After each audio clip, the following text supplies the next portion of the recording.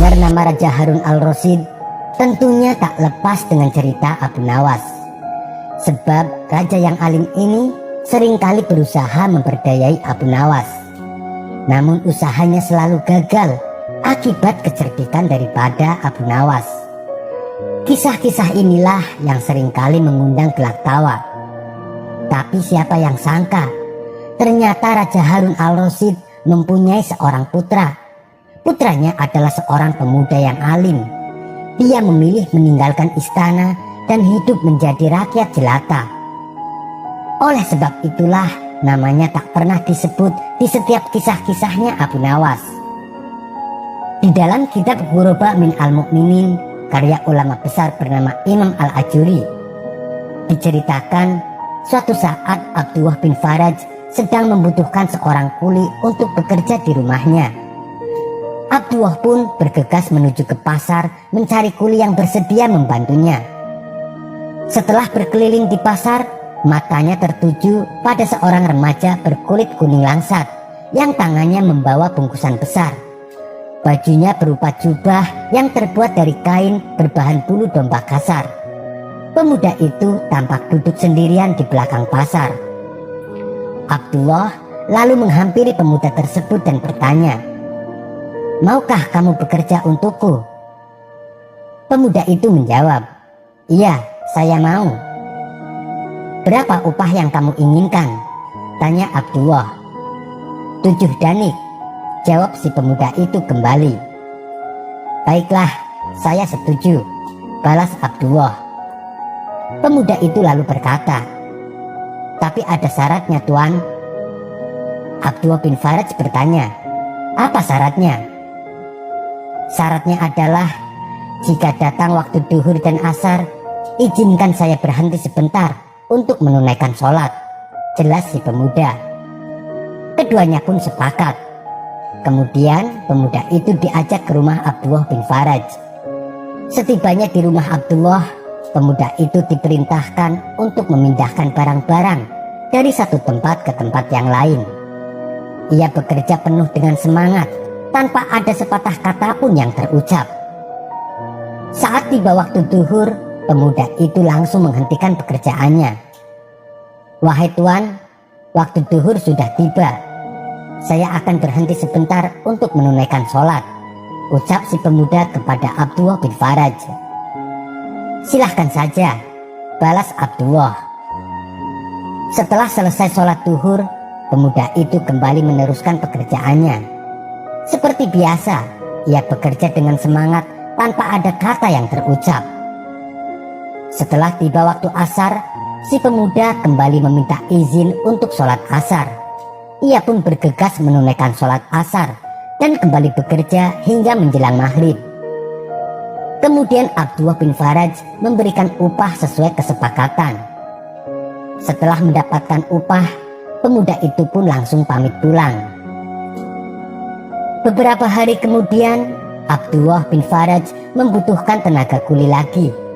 Sang istri menyarankan untuk memakai jasa tenaga pemuda tempo hari, sebab kerjanya bagus dan giat serta tak banyak bicara. Pagi harinya Abdullah bin Faraj menuju ke pasar. Setibanya di pasar, Abdullah tidak menemukan pemuda yang dicarinya. Lantas ia bertanya kepada orang-orang yang ada di pasar. Salah satu dari mereka menjawab, "Pemuda yang engkau cari hanya ke pasar setiap hari Sabtu saja, dan ia senantiasa duduk sendirian di belakang pasar." Abdullah lalu pulang dan kembali ke pasar pada hari Sabtunya. Ternyata benar, Abdullah mendapati si pemuda sedang duduk sendirian di belakang pasar. "Kamu mau bekerja untukku lagi?" tanya Abdullah. "Anda sudah tahu berapa upahku dan apa syarat-syaratnya, kan?" kata si pemuda. "Iya, saya sudah tahu," balas Abdullah. Abdullah pun lalu kembali mengajak si pemuda ke rumahnya. Si pemuda bekerja dengan baik sebagaimana waktu yang lalu. Ia juga menunaikan sholat duhur dan asar tepat pada waktunya. Setelah pekerjaan selesai, Abdullah memberikan upah dan menambahinya. Namun pemuda itu menolak. ia hanya mau menerima upah sesuai dengan perjanjian. Berulang kali Abdullah membujuk si pemuda agar mau menerima tambahan upahnya. Akan tetapi pemuda tersebut justru menjadi marah. Ia pun langsung meninggalkan Abdullah tanpa mengambil sepeser pun upahnya. Abdullah merasa bersalah. Ia pun segera mengejar si pemuda dan meminta maaf, lalu memberikan upahnya sesuai dengan kesepakatan tanpa ada tambahan.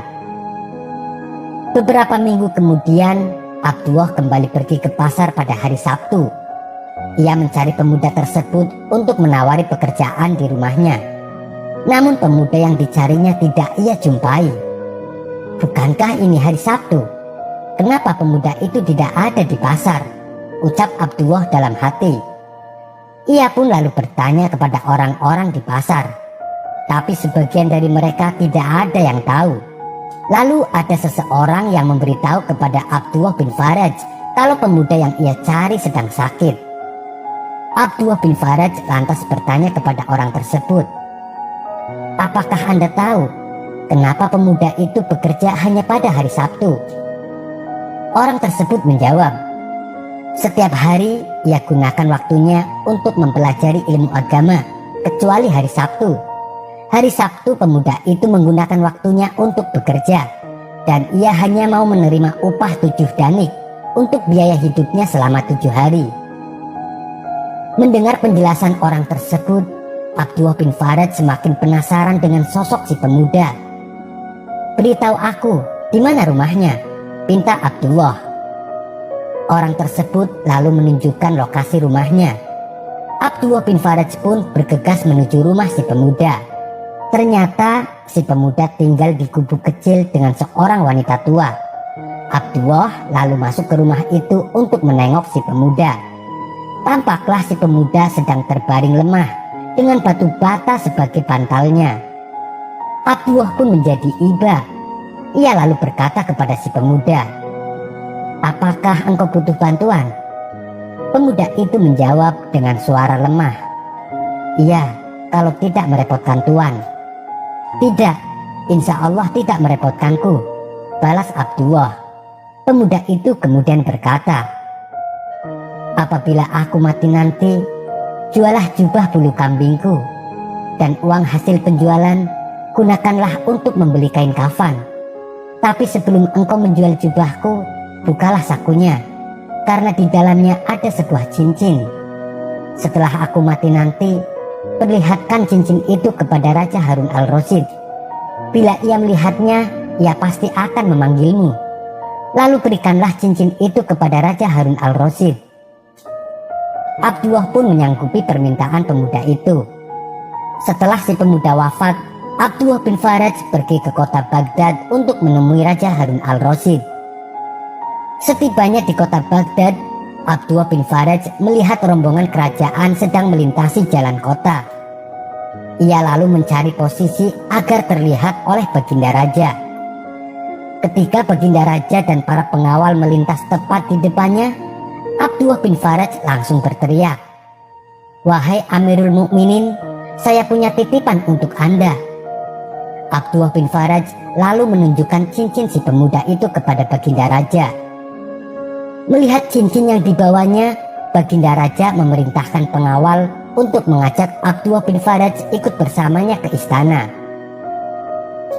Setelah sesampainya di dalam istana, Abdullah bin Faraj dipersilahkan duduk dan dihidangkan berbagai makanan dan buah-buahan. "Dari mana engkau dapatkan cincin itu?" tanya Baginda Raja kepada Abdullah. Kemudian Abdullah bin Faraj menceritakan awal mula pertemuan antara dirinya dengan seorang pemuda dan amanat si pemuda kepada dirinya sebelum meninggal. Mendengar itu, Baginda Raja langsung menangis sesenggukan. Baginda terlihat sangat terpukul dengan kabar yang didengarnya. Setelah tangisnya mereda, Abdullah bin Faraj memberanikan diri bertanya kepada Baginda Raja, "Wahai Amirul Mukminin, siapakah gerangan sebenarnya pemuda itu?" Baginda Raja menjawab, "Pemuda yang engkau ceritakan itu adalah anakku." "Bagaimana itu bisa terjadi?" tanya Abdullah heran. Baginda Raja lantas bercerita, ia lahir sebelum aku menjadi raja, dan ia tumbuh menjadi anak yang soleh. Ia menghafal Al-Quran dan mempelajari ilmu agama. Namun ketika aku diangkat menjadi khalifah, ia justru menjauhiku. Ia tak mau sedikit pun menikmati harta yang aku miliki. Cincin yang engkau bawa adalah cincin yang mahal. Dulu aku memberikan cincin ini kepadanya lewat ibunya, berharap suatu saat dapat ia manfaatkan. Ia adalah anak yang sangat berbakti kepada ibunya. Tapi semenjak ibunya wafat, aku tak pernah lagi mendengar kabarnya, kecuali kabar yang engkau sampaikan padaku kali ini. Tangis Baginda pun kembali pecah. Air matanya terus menetes membasahi pipinya. Baiklah, malam ini juga antarkan aku ke makam anakku, pinta Baginda penuh kesedihan. Abdullah bin Faraj kemudian mengantarkan Baginda Raja ke makam anaknya. Manakala sampai di tempat makam anaknya, Baginda Raja langsung bersimpuh di depan makamnya dan menangis terisak sampai pagi. Ketika fajar tiba, Baginda Raja dan Abdullah bin Faraj pergi meninggalkan pemakaman. Di tengah perjalanan, Baginda Raja meminta kepada Abdullah bin Faraj, berjanjilah kepadaku untuk senantiasa menemaniku berziarah ke makam anakku. Abdullah bin Faraj menyanggupi permintaan Baginda Raja. Abdullah bin Faraj tak menyangka pemuda itu ternyata anak seorang raja yang sangat terkenal. Baginda Raja juga menawari harta yang banyak untuk Abdullah bin Faraj, namun ia menolaknya. Sekian dulu perjumpaan kita kali ini. Sampai bertemu lagi di kisah selanjutnya. Wassalamualaikum warahmatullahi wabarakatuh.